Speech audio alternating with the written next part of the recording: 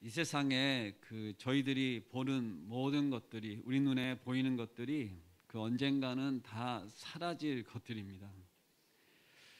세상의 모든 우리가 찾는 육신의 정욕이나 안목의 정욕, 이생의 자랑들 것들이 지금 말씀드리는 것들입니다.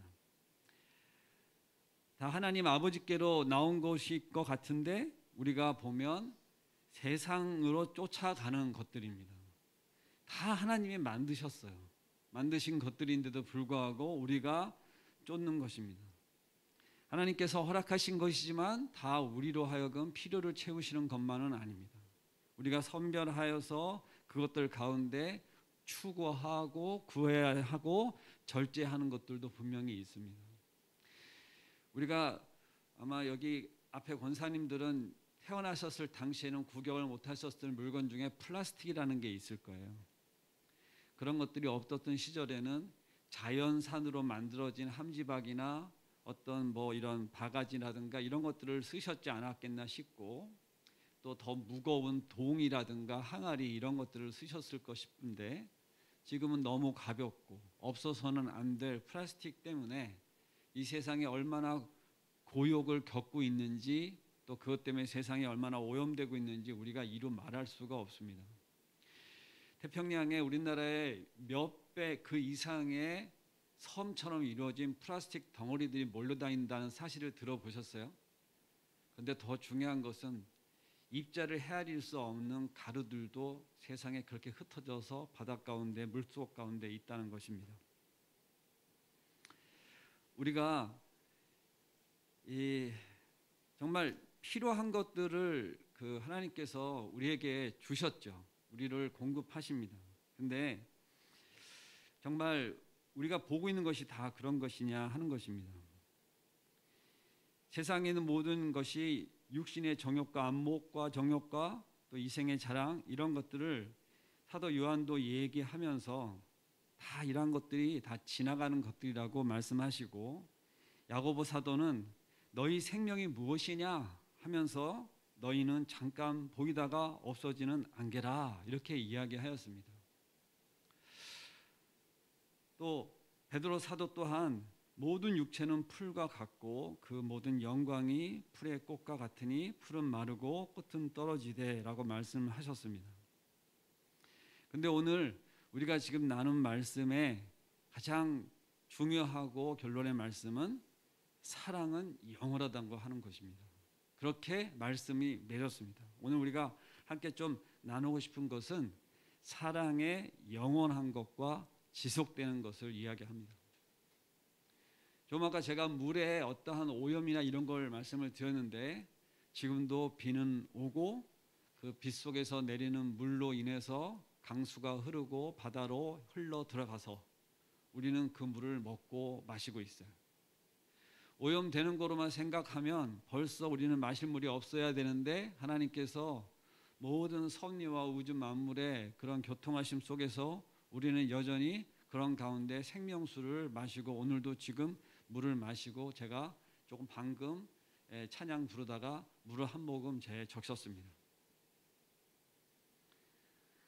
하나님의 사랑이 영원하고 지속적이라고 하는 것을 믿으십니까? 네, 아멘입니다. 근데 우리가 그것에 대하여 얼마나 우리가 알고 있느냐, 사랑에 대해서 얼마나 알고 있느냐. 오늘 저는 제목을 온전한 사랑이라고 정하고, 온전한 사랑에 대해서 어떻게 하면 우리가, 제가 먼저 그 말씀 가운데 묵상이 되어지고 그 묵상하는 가운데 성도분들과 그걸 나눌 수 있는가 고민하는 한 주간이었어요.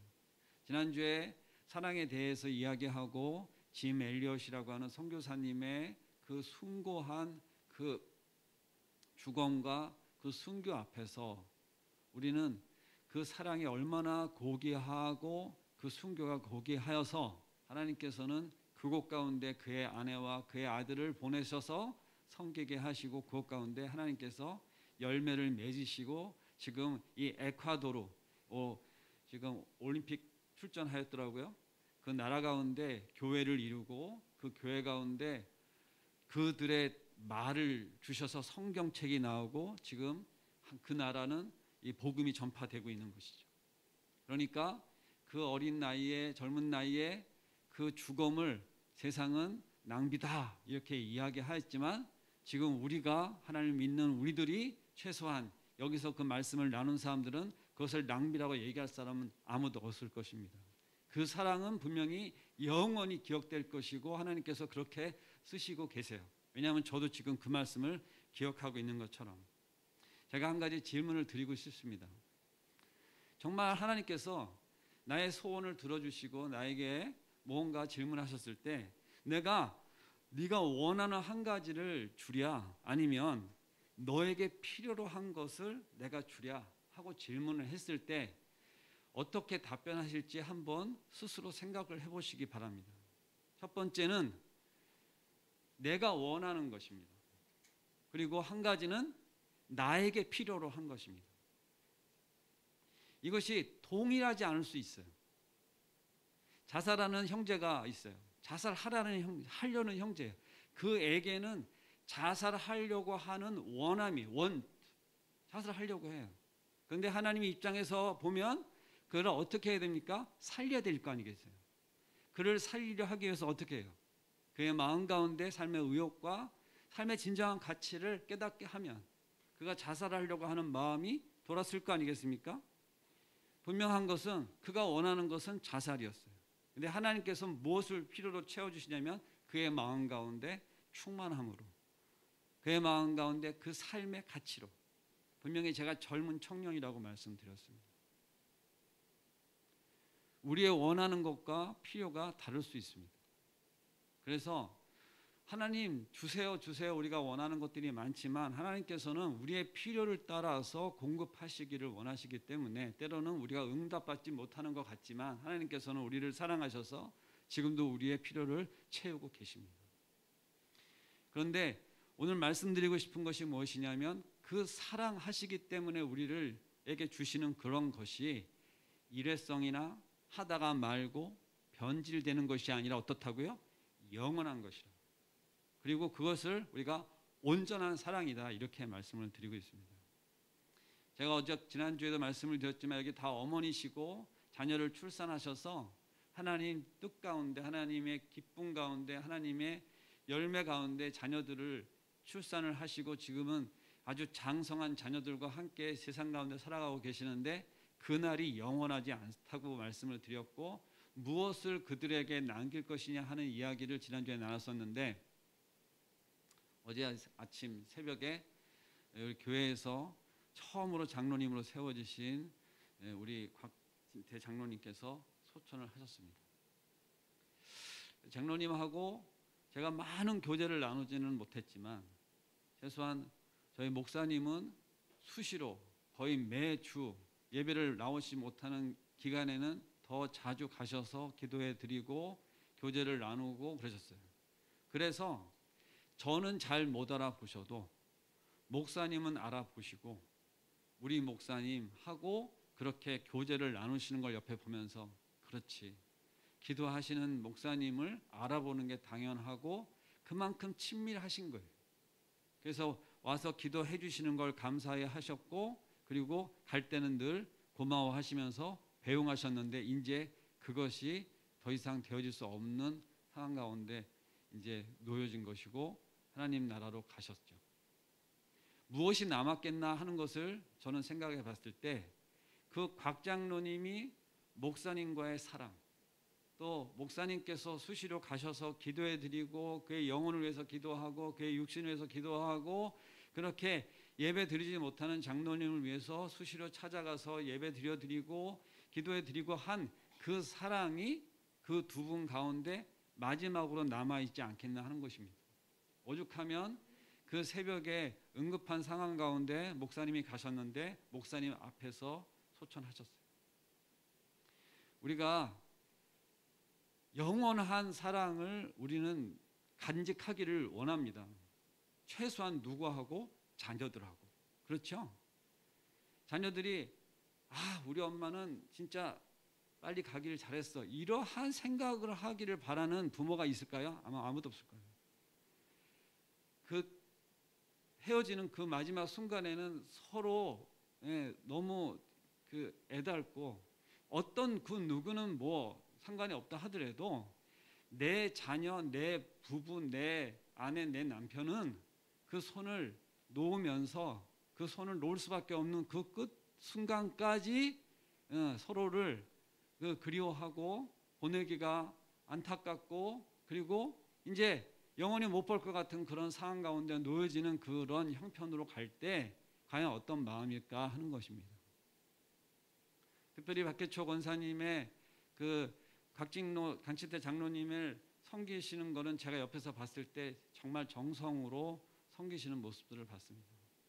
그냥 어떻게 좀 편하게 해드릴까 하는 것도 그랬고, 그 주변을 살피시고 여러 가지로 막 고민하시고 고생도 많이 하셨는데, 그 가는 마지막 순간에는 할렐루야, 하나님께서 모시고 가셨다는 확신 가운데, 기쁨 가운데 지금 장례 절차를 이렇게 장례를 모시고 있습니다.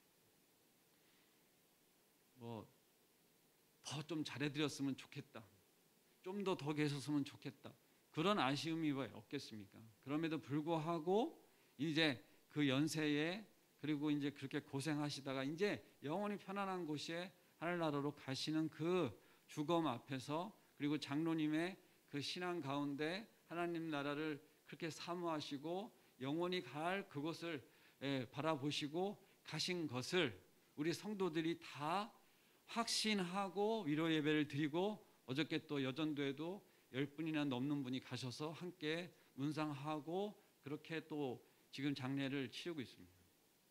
우리가 호상이라고 하지만 실제 호상은 말로만 그렇게 표현되는 것이지, 장례에 갔을 때 우리가 밝은 표정으로 예배를 드리고 찬양을 하지만은 그 유가족들의 마음은 특별히 그렇게 위로를 해드릴 마음이 저희들에게 있습니다. 조금 전에 제가 말씀드린 것처럼 젊은 청년이 자살하려고 할 때 그렇게 원하는 것과 우리의 공급이, 우리의 채움이, 우리의 필요를 어떻게 구분해야 되는 것을 이야기하였습니다. 저는 오늘 예수님께서 우리에게 오셔서 하신 것을, 예수님께서 이 땅에 오셨죠. 이 땅에 오셨는데 우리에게 공생애를 통하여서 보여주신 삶을 우리는 이 복음서에서 다 보고 있습니다. 어떻게 하셨어요? 그 사랑으로 우리에게 다가오셔서 배고픈 자를 먹이시고, 그리고 외로운 자에게는 친구가 되시고, 아픈 자를 고치시고, 또 잘못한 것이 있으면 꾸짖기도 하시고, 죽어가는 자를 살려서 영생을 얻게도 하셨습니다.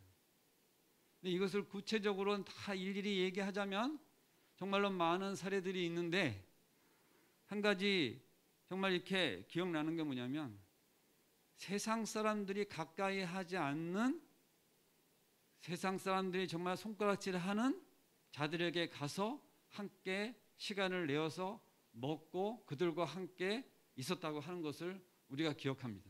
첫 번째 생각나는 사람이 누굽니까? 첫 번째, 우리가 제일 손가락질하는 대상, 악한 사람 중에서도 악한 사람.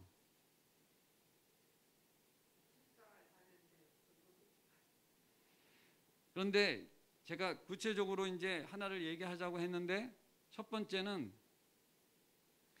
가늠하다 잡힌 여인에게 예수님께서 그를 살리시기까지 하시고 또 책망도 하셨죠. 다시는 이와 같은 죄를 짓지 말라, 이렇게 하셨어요. 그리고 또 생각나는 것이 뭐냐면, 그 세금을 걷는 세리들과 가까이 하셨습니다. 지금 같으면 어떤 모습이냐면, 아주 민중의 표를 먹고 살아야 되는 어떤 정치인이 세상 사람들이 다 손가락질하는 곳에 가서 함께 먹고 마시고 놀다가 적발된 것 같은 상황이겠죠. 그래서 그것이 사진에 찍혀가지고 막 대서특필되고 난리가 나가지고 이래야 되겠냐 하고 난리가 날 수 있는 그런 상황 가운데 겁내지 않으시고 두려워하지 않으시고 그들에게 친구가 되어주신 것이죠. 우리가 쉽게 생각할 수 있지만 우리마저도 우리에게 득이 되지 않고 우리로 하여금 우리의 어떠한 정서나 우리의 이미지에 훼손되는 사람들을 가까이 하는데 우리는 그렇게 쉽게 누군가에게 친구가 되지 못합니다. 저부터도 그런 부분들에서는 약합니다. 제가 하나님께서 저에게 마음을 주셔서 술을 딱 끊게 하신 다음부터 제가 어떠한 모임에 안 가냐면 술자리에 가지 않게 되었어요. 그러면 누구를 잃게 됩니까? 친구들을. 그동안에 함께 했던 동기, 직장 동료, 여러 모임에 제가 좀 활달한 성격도 갖고 있어서 그들 가운데 가면 인기가 좀 있는 사람이었습니다. 근데 어느 날부터 가면 어떻게 하고 있어요? 하던 행동을 안 하고 전혀 분위기를 맞추지 않고 이상한 행동을 하고 있는 거죠. 그러니까 어떻게 합니까? 외면당해요. 저는 우리 아버지한테도 외면을 당했습니다. 명절에 이렇게 뭐를 한 점 이렇게 먼저 내서 야 이들 와라 반주 한잔 하자 이렇게 할 그런 자리에 너는 오지 마 이렇게 외면당한 적도 있어요. 섭섭했습니다. 외면당한 이유는 뭐냐면 술을 하지 않기 때문에. 그런데 저는 오늘 함께 이야기하고 싶은 것이 뭐냐면 온전한 사랑을 예수님께서 우리에게 오셔서 보이시고 삶으로 살아내시고 하실 때 우리는 가까이 하지 못하고 우리는 접근하지 못하고 우리는 실제로 행할 수 없는 가운데 우리로 하여금 그 사랑을 하나님께서 예수님을 통해서 보여주시고 예수님께서 우리를 가리키시고 그런 사랑 가운데 너희들이 나가기를 바라시는 마음 가운데 오늘 이 사랑장에 말씀을 주신 것이에요. 나는 얼마나 내가 사랑할 수 없는 사람들을 사랑하나 하는 것입니다. 하나님께 우리를 필요를 채우시는데 그 목적이 무엇이냐면 필요를 채우실 뿐만 아니라 그 체험받은 은혜, 사랑으로 나에게 머무르지 않고 그 사랑을 누군가한테 흘려보내기를 원하셔서 예수님이 손수 그것을 다 모범으로 보이셨어요. 예수님은 가서 득이 될 만한 자리 가셔가지고 사랑을 베푸신 게 아니라 나에게 해가 될지언정 그것을 서슴지 않으시고 그리고 그것이 참 사랑이라고 하는 것을 보이시고 우리에게 그것을 하도록 권하신 거예요. 그런데 예수님이 우리를 사랑하셔서 십자가에 못 박혀 돌아가셨다고 하는 것을 우리는 다 믿습니다. 아멘이시죠? 네. 그런데 그 사랑을 왜 주셨느냐? 우리로 하여금 그 사랑을 받았으면 우리가 그러한 사랑의 통로가 되어지기를 원하시는데 먼저는 뭡니까? 채우셔요. 그 사랑을 알기를 원하세요. 그 사랑을 우리를 안다고 아멘하고 찬양도 합니다. 그런데 실제 우리는 그 사랑을 안다고 하지만 내 마음에 불편한 것, 내가 원치 않는 것 그런 것들 가운데는 가까이 가지를 않는 거예요. 제가 오늘 이 말씀을 나누기 전에 왜 마음이 무거우냐 하면 이론적으로는 저도 잘 알아요. 배웠어요. 그리고 보았어요. 그런데 실제적으로 제가 행하는 데는 간극이 있는 거예요. 제 삶을 그 자리에 놓고 할 때는 저도 호불호가 있고 저도 가리는 것이 있고 저도 제 정서에 안 맞는 거는 하지 못하는 그런 이 부분적인 제 사랑 가운데 있기 때문에 그렇습니다. 제가 언젠가도 말씀 가운데 나눴는데 내가 사랑하는 것은 어렵지 않습니다. 제가 제 아내를 사랑하는 거 어렵지 않아요. 그런데 제 아내가 어떻게 하느냐에 따라서 제 사랑을 표현하는 데도 한계가 있어요. 그렇지 않겠습니까? 그죠? 그게 끄떡끄떡. 그렇지. 맞아. 아내가 밥도 안 줘요. 예, 저를 막 괴롭혀요. 막 그래요. 그러면 특히 밥을 안 주면서 저녁에 싸우면 거의 이제 막 극도에 돌아갑니다. 남자 열받게 하는 방법이 어렵지 않아요. 밥 안 주고 싸우면 돼요. 밥 먹이고 싸우면은 그렇게 어렵지 않아요. 근데 밥을 안 먹이고 싸우면은 아주 극도로 이렇게 빡치게 할 수 있죠. 예, 경험이 있으신 것 같아요. 많이 그 부분에서 반응하시는데 중요한 건 뭡니까? 사랑하기 때문에 그런 것이 아니었다는 거죠. 왜냐하면 지금 기분 나빠요. 뭔가 섭섭한 게 있어요. 그래서 그런 것도 있을 수 있고 아니면 가리켜야 되겠고 이거 좀 바로 잡아야겠고 남편 버르장머리 고쳐야겠고 이럴 수도 있어요. 근데 중요한 것은 무엇이냐? 사랑하는데 그러한 상황 가운데 나를 정말로 사랑하기 때문에 밥도 안 먹이고 나하고 지금 무슨 얘기를 하자고, 그건 싸움이 아니고 대화인데 나는 어려운 거죠. 힘든 거죠. 열받는 거죠. 그래서 이제 사니 못 사니 막 그러는 거죠. 하나님이 저를 사랑하셔서, 저를 정말로 하나님이 사랑하세요. 그래서 주신 선물이에요. 제 아내가. 아무도 뭐 이렇게 크게 반응이 없으신데 막 이렇게 눈이 동그래지시는데 제가 다시 한번 얘기하겠습니다. 저를 정말로 하나님이 사랑하셔서 저에게 주신 최고의, 최선이 아니에요, 최고의 선물이 누구냐? 저 아내입니다. 고개 끄덕끄덕. 감사합니다. 근데 중요한 건 뭐냐면 수시로 내 마음에 안 들 때가 있는 거예요. 그래서 제가 하나님한테 그랬어요. 그랬더니 그건 나는 널 최고를 줬다. 근데 네 마음에 안 들었다 하는 거지. 그건 어떻게 하겠냐 지금. 그거예요. 지금 각자의 남편들도 생각하시고 배우자를 한번 생각하시기 바랍니다. 최고라고 하는 거예요. 최고. 제가 지금 고백하듯이 최고인데 하나님이 저에게만 최고를 주셨겠어요? 저를 사랑하셔서? 그녀에게도 최고의 남편을 주셨겠죠? 아멘. 그치, 아멘 하자. 제가 아멘 받아내는 방법이, 근데 우리는 그렇지 못하거든요. 그렇게 생각 못할 때가 너무나 많거든요. 하나님이 우리를 필요를 채우시는데 그 필요를 채우시면서 우리에게 원하시는 게 뭐냐면 내가 너에게 이 주는 사랑, 이 온전한 사랑이에요. 너의 지엽적인 사랑이고 너의 부분적인 사랑이 아니라 그 하나님의 사랑 가운데 때로는 네 마음에 들지 않을 때가 있어도 그것을 인식하고, 맞아, 하나님 나한테 최고를 주셨는데 왜 내 마음에 안 들까? 그래서 제가 요즘에 뭐가 있냐면 내 마음에 들지 않을 때 저를 바라봅니다. 기도합니다. 왜 그러지? 내 마음이 왜 그렇게 불편하지? 왜 사랑스럽지 않지? 왜 이쁜 게 보이지 않지? 이럴 때가 있으면 저를 바라보는 시간이에요. 요즘에 정말 그렇게 합니다. 왜 내가 저하고 30몇 년을 살아가지고 정말 고생 많이 하거든요. 지금도 고생합니다. 저 때문에 고생하는 게 있어요.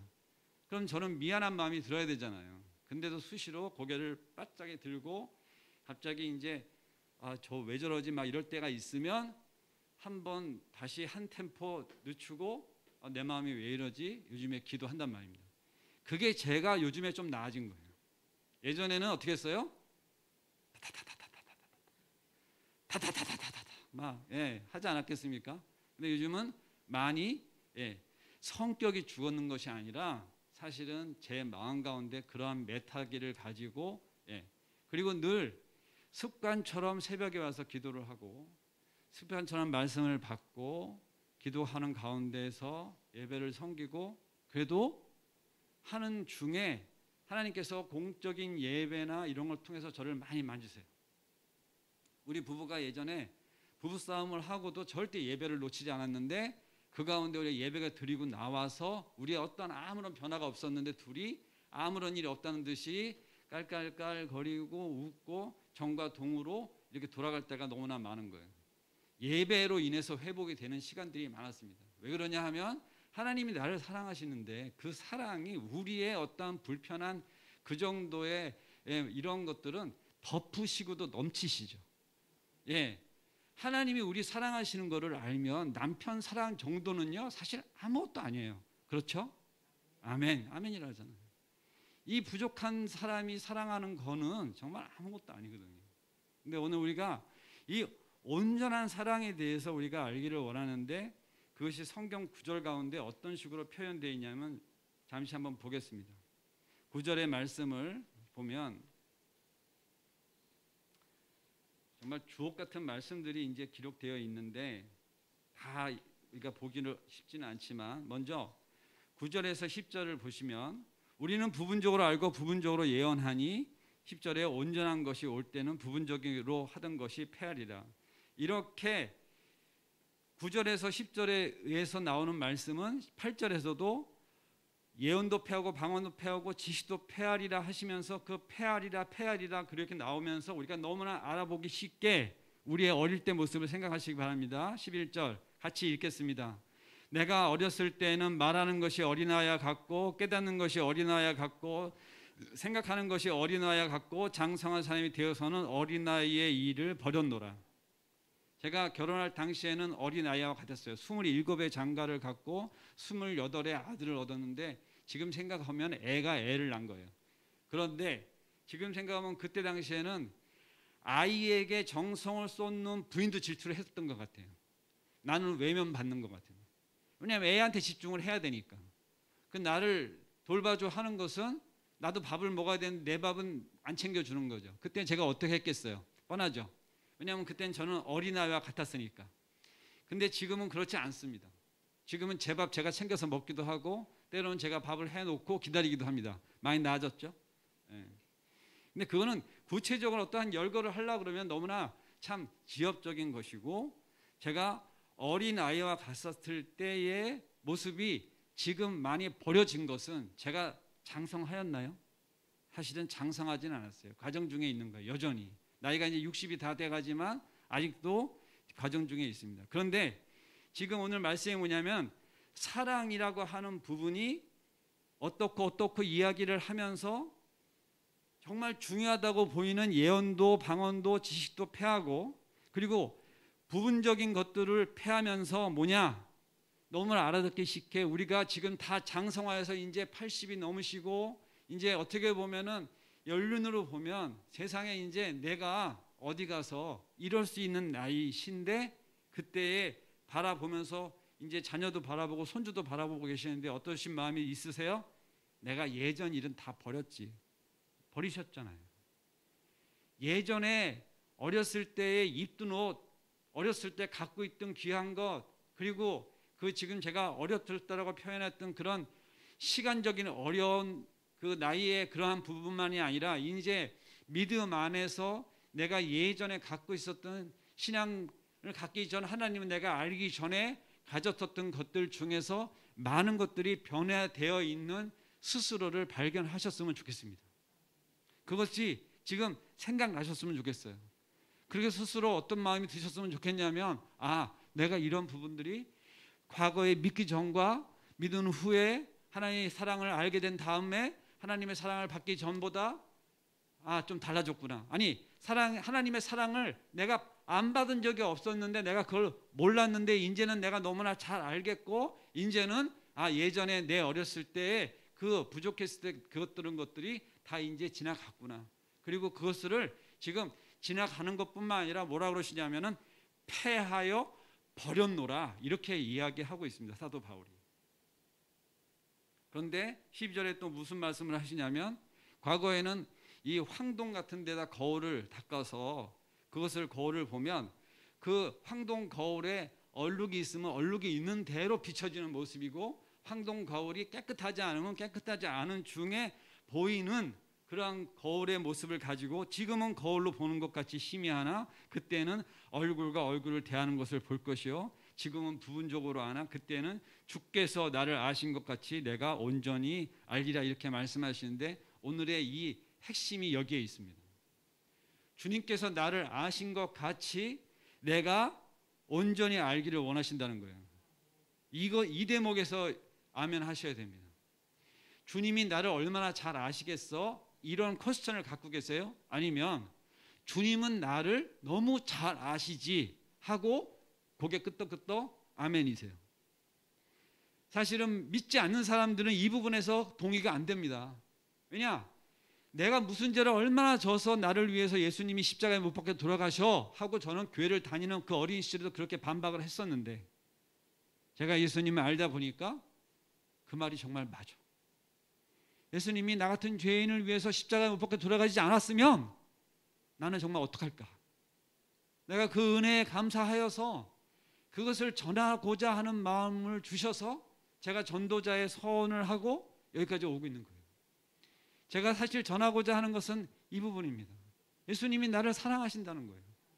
근데 그 사랑하시는 것을 너 희동아 네 마음에만 갖고 있지 말고 그것을 네 사랑하는 네 아들에게도 꼭 전해주고, 그 아들의 아들, 그 손주 될 애들한테도 꼭 대를 물림을 해주고, 그리고 그것을 축복하여 주고, 그것이 세상의 어떤 모든 것보다 가장 가치 있는 것인 것을 알게 해줘라. 그것은 영원한 것이다. 희동이 때만 되는 것이 아니라 희동의 아들 때에도, 아들의 아들 때에도, 그리고 그것이 성경상에 기록되어 있는 걸 보면 믿음의 계보 아래서 지금 수천 년이 흐르고 그 이상의 세월이 흐른 지금에도 변함없는 말씀 가운데 영원히 진실로 우리에게 지금 말씀하고 계시는 거예요. 그래서 나의 아들을 내어서 목사로 세우고 그렇게 되기를 소원하여서 실제 지금 우리 교회에서도 가장 고령되신 권사님의 아들은 미국에 가셔가지고 주재원으로 있을 때 그 아들이 목회자로 길을 가서 지금까지 한 번도 한국에 들어오셔가지고 같이 생활한 적이 없어요. 여행을 온 적은 있었겠죠. 근데 그 수십 년 동안 미국에서 목회 활동을 하고 있는 거예요. 그렇죠? 네. 우리 목사님 어떻습니까? 20년의 세월 동안에 아프리카에 가 있었어요. 그 목사님의 어머니는 얼마나 아들을 위해서 기도하셨겠어요. 밥은 먹었나? 네? 왜 이렇게 연락이 없나? 그 연락이 없는 시간 가운데는 그렇잖아요. 말라리아 걸리셔가지고 사경 가운데 있는데 무슨 연락을 하겠어요. 걱정이나 끼칠까? 아무 말씀도 못 하시고 그랬겠죠. 혹시라도 연락이 오면 괜찮아요. 감추고 네. 회복되어지면 그때서야 나섰다고 이야기하고 그러셨겠죠.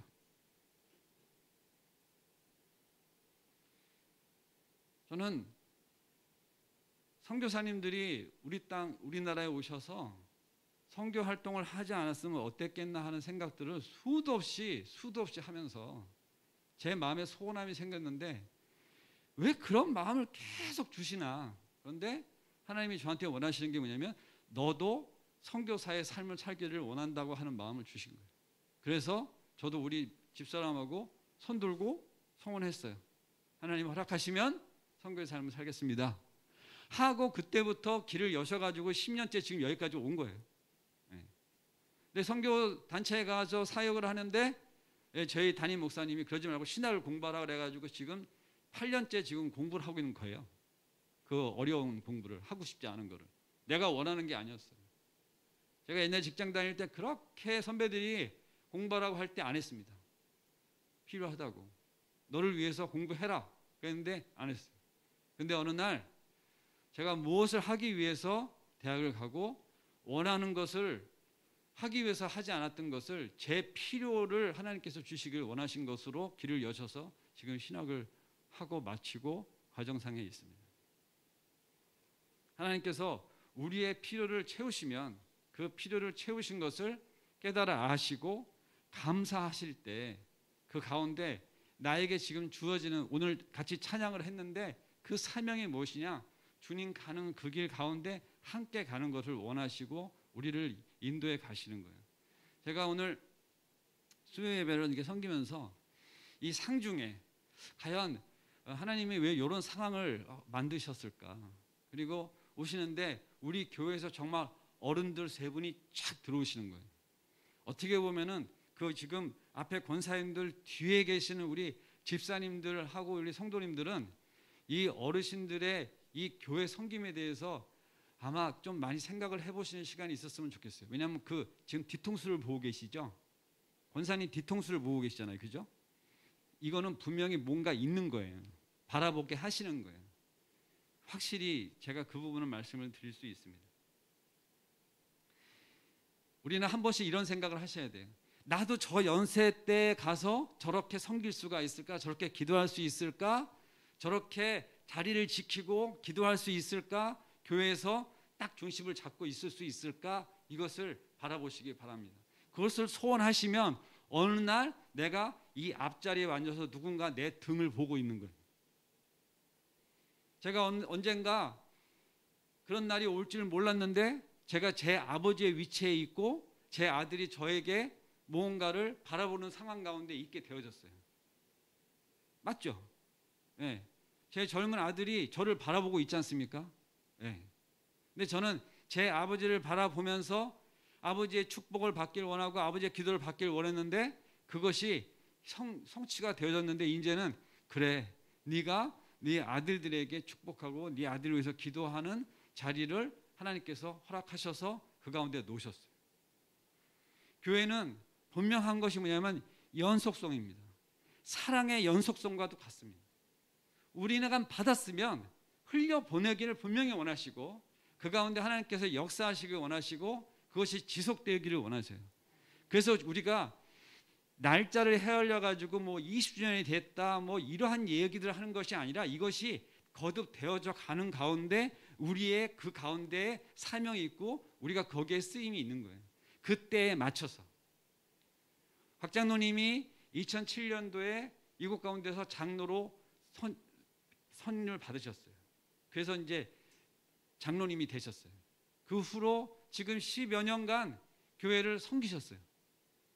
그 가운데 어떤 모습이었든 온전하든 온전치 못하든 과정상의 아픔이 있든 우리가 그것을 바라보고 이렇다 저렇다 평가하는 것이 아니라 우리가 떠나는 그 시간 가운데 하나님께서 우리에게 허락하는 상황 가운데 하나님께서 은혜로 그래 충성된 내 종아 네가 수고하였구나 하는 말씀을 주시고 그 가운데 한라로를 가실 수 있겠는지 하는 것이 지금 우리에게 주어지는 미션이고 사명입니다. 어저께는 저는 그와 비슷한 연배의 집사님을 모시고 차를 타고 이렇게 도착을 했는데 정말 그 집사님이 마음이 이런 거야. 나이 차이도 거의 안 나요. 그런데 그 앞에서 그 물끄러미 그 영정을 바라보고 있는 그 표정을 이렇게 보았을 때 참으로 기가 막힌 거예요. 그 마음이 어떨까? 함께 교회를 섬기고 함께 교회를 해서 기도를 하고 함께 나누고 그렇게 섬겨왔던 가운데 먼저 소천하신 거죠. 네. 이 젊은 전도사가 보는 거하고는 분명히 다른 무언가가 있었지 않았겠나 하는 것입니다. 하나님께서 우리로 하여금 온전한 사랑 가운데 가기 위해서는 많이 인내하고 오래 참고 견뎌온 시간들이 있는 거예요. 교회의 환난 날에 목사가 어떻고 뭐 교회가 어떻고 코로나가 어떻고 뭐 여러 가지 그런 상황 가운데 그래도 많이 교회를 지키고 함께 기도했던 시간들이 있어서 하나님께서 어느 시점 어느 날에 그런 영광 가운데 우리를 서로 관계 안에서 바라보고 하는 시간들을 주시는 거죠. 말씀을 맺겠습니다. 진정 저희가 믿음, 소망, 사랑 그 중에서 제일은 사랑이라고 우리가 찬양도 하였어요. 그런데 분명히 말씀 가운데 우리에게 무엇을 말하고 있냐면 내가 원하는 것 그런 것으로 하나님께서 무엇을 하라고 하시는 게 아니라 하나님이 주시는 마음으로 하나님의 뜻 가운데 하나님의 주시는 체험으로 그것을 섬기도록 하라고 하시는 마음인데 그 중에서 가장 중요한 게 무엇이냐면 사랑인 거예요. 제가 초두에도 말씀드린 것처럼 예수님이 왜 오셔서 그 헐벗은 자를 먹이시고 그 외면당하는 자들에게 가까이에서 친구가 되시고 그리고 남들이 바라보지 않는 남들이 만지지 않는 그 죽음을 만지고 그것을 다시금 살아나게 하셔서 그것 가운데 하나님이 자랑하시려고 그렇게 모습을 보이신 게 아니라 우리로 하여금 그것 가운데 깨닫게 하시고자 하는 것이 있는 거예요. 이 사랑, 예수 그리스도 그 사랑을 우리에게 알리고 깨닫게 하시기 위해서 이렇게 말씀으로 남기시고 우리 가운데 그것을 알아서 우리도 그 사랑으로 우리의 지금 현재 있는 곳에서 가정 가운데 교회 가운데 내일 만나는 사람들 가운데 마음을 더 열어서 이웃과 열방을 향하여서 하나님께서 그렇게 섬기시기를 기도하시기를 또 마음속에서만이 아니라 실제적으로 뭐라도 하나 그렇게 행하시기를 권면하고 계시는 것입니다.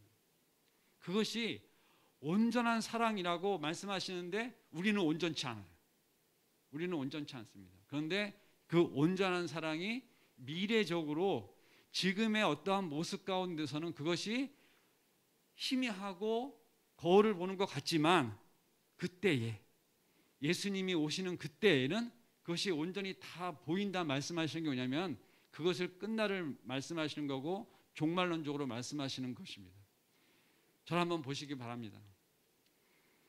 장로님과 같은 끝날이 우리에게 오죠. 예. 한 분도 예외 없이 옵니다. 그 날이 올 때에 정말 아버지 주님 하고 가서 안길 수 있도록 우리의 남은 날에 아주 은혜의 시간이에요. 그 시간 가운데 말씀을 우리에게 주시는 것처럼 아직 우리에게 기회가 있다면 감사하시고, 그리고 우리가 이 교회 가운데 내 지금 만날 수 있는 그런 지체들과 또 실제 또 섬길 수 있는 가정 가운데 내가 지금까지는 내 마음에 원하는 대로 그렇게 섬기셨다면, 오늘 주님은 그렇게 섬기신 게 아니라 하나님 아버지의 뜻을 따라서 그 공급하심으로 아버지의 뜻을 따라서 늘 기도하시고 섬기시고 가까이 가시고 사역하시고 그리고 죽기까지 우리를 사랑하신 것을 깨달아 알으셨다면 그것이 우리에게 할렐루야 은혜이고 받으신 것을 흘려보내시기를 바랍니다. 기도하겠습니다. 사랑과 은혜가 충만하신 하나님 아버지 감사를 드립니다. 우리 온전치 못한 이 사랑을 가지고 아버지 교회를 섬기고 때로는 제 가정을 섬기고 그리고 나의 공로를 주장하고 때로는 교만하였던 시간들이 있습니다.